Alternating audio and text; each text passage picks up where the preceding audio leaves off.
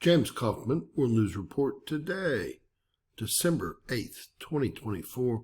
God bless you and yours, no matter where you are in the world. Please subscribe, give us a thumbs up, ring that bell for critical future updates. This morning, future President Donald Trump had his first post-election interview with Kristen Welker over at NBC, Meet the Press. They discussed things like Robert Kennedy and his role at the HHS. They talked about vaccines and their possible links to things like autism. They also talked about how the 2024 election was too big to rig, and how President Trump doesn't really believe he lost the 2020 election. I'd like to say there's a lot of people that believe the exact same thing. He also talked about how tariffs would work. It's almost like the left doesn't want this country to be great again. Very, very hard for me to understand, but let's start off with him and Kristen Welker talking about RFK and his investigation into possible links between childhood vaccines and autism, as well as, his role at the HHS. Let me ask you about RFK Jr. He has obviously talked about his skepticism of vaccines. He's expressed opposition to childhood vaccines. Do you want to see childhood vaccines eliminated? If they're dangerous for the children. Look. So possibly? When you look at some of the problems, when you look at what's going on with disease and sickness in our country, something's wrong. Are you talking about autism? Well, if you take a look at autism, you go back 25 years, autism was almost non-existent. It was, 1 out of 100,000. And now it's close to 1 out of 100. Well, I mean, what's happening? If they can find it. Now, I did something the other night that was a little unusual.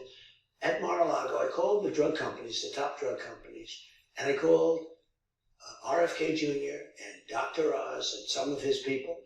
And I said, let's all get together and let's figure out where we're going. Because we're going to do a lot of things. Number one, we're going to reduce prices because the middleman makes more money than the drug companies, in all fairness to the drug companies.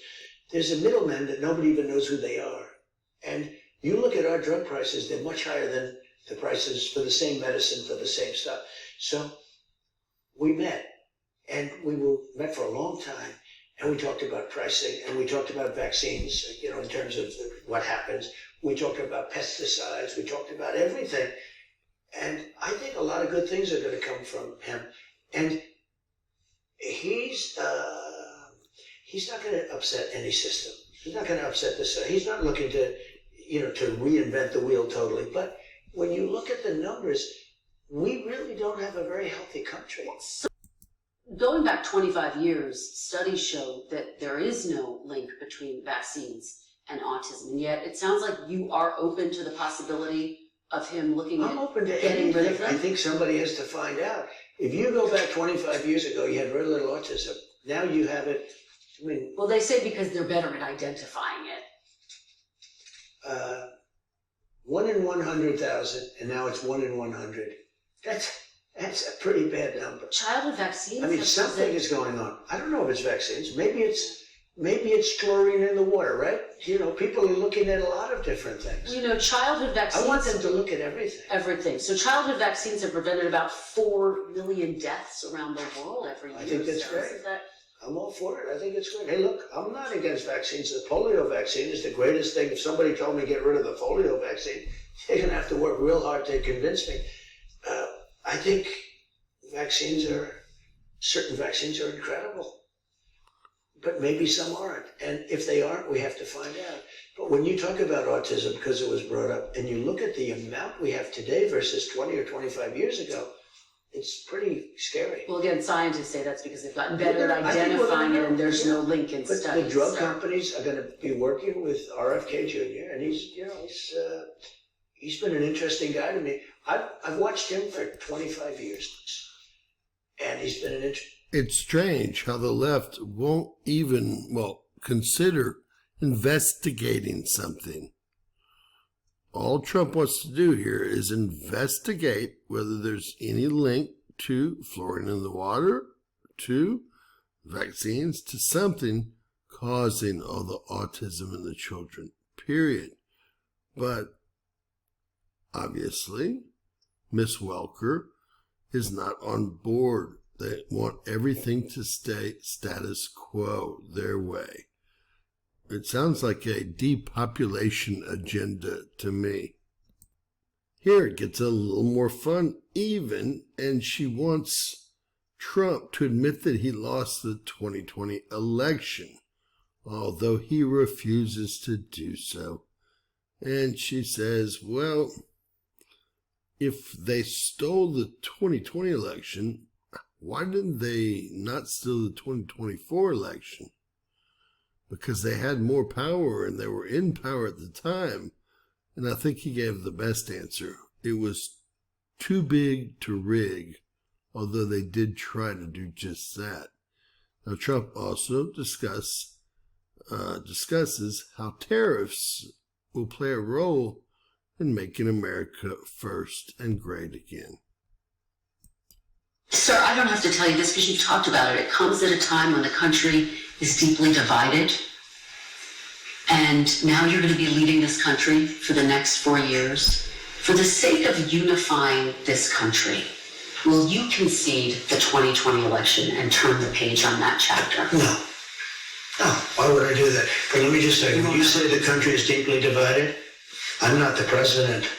Joe Biden's the president. But you're going to be the president. No. I'm not the president. So when you say it's deeply divided, I agree. But Biden's the president, I'm not. And he has been a divider.